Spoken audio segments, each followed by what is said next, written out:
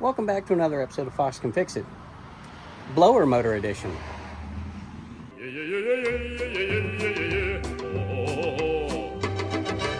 What we have here is my 2010 Chrysler Town and Country minivan, but this is the same on most modern cars.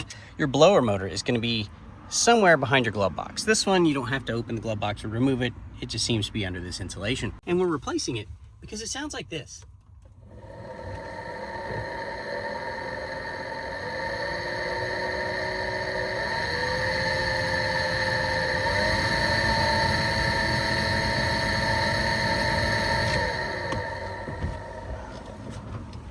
Now, it does still work on all the different speeds. If it only worked on high, I would go with a blower motor resistor, but also if it sounded like this when it was on high, I would still replace it. But if your fan only works on high, you probably just have a bad blower motor resistor, which is in a completely different spot and specific to your vehicle. And for this particular blower motor, there's not a lot to it. You've got your electrical connection and 3 screws, 1, 2, and 1 way back here.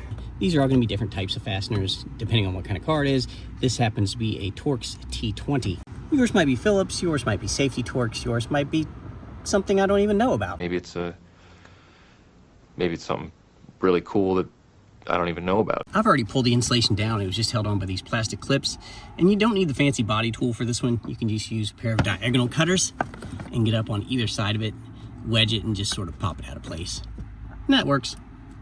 And for something that's threaded into plastic and not tightened down very much, an Allen wrench will get that out, even if it's a Torx bit. You just have to find the right one.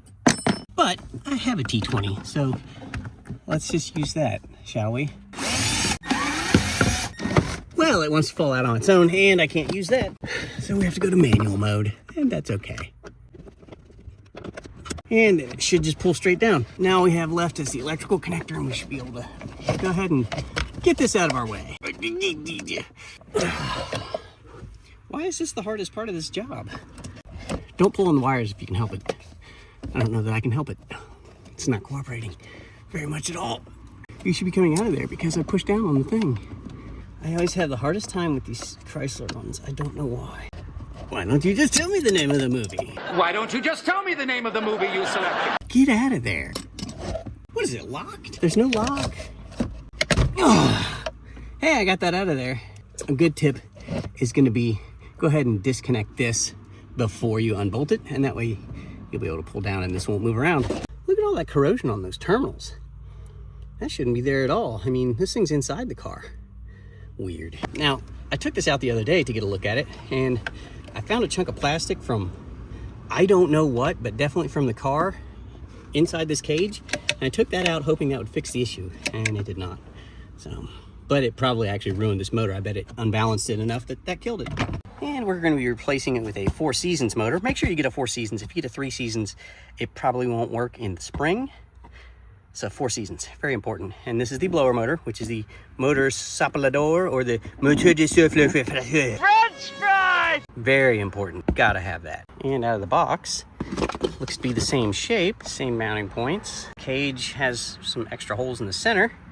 This doesn't have, but that doesn't matter. It's got this little, whatever that is, bypass, I guess. And the only other difference is that this has the connector actually on the motor, and this has the connector on a pigtail. I wonder if this fixed that problem with the connector getting stuck, or if that's just a me thing. Well, let's put it back in anyways. Now I think we'll go ahead and plug this back in to make sure that does. Yeah, it clicks nicely. And make sure that little bypass is at the back, and your screw hole's got to line up. Just like that. It is 90-something degrees and 90-something% humidity. And if you notice, I have not just gotten out of a pool. It's just that hot. So we really would like to have this blower motor work so that I can turn the air conditioning on in this van. That would be great. The sweat is also making it very hard to get a good grip on some of this stuff. All right, that's tight. Let's turn it on and see if we've improved anything.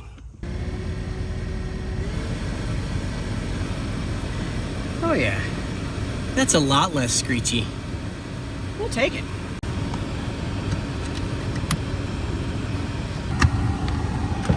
All right, blower motor replaced, horrible noises ended. It's so hot outside. If I don't melt, we'll see you next time.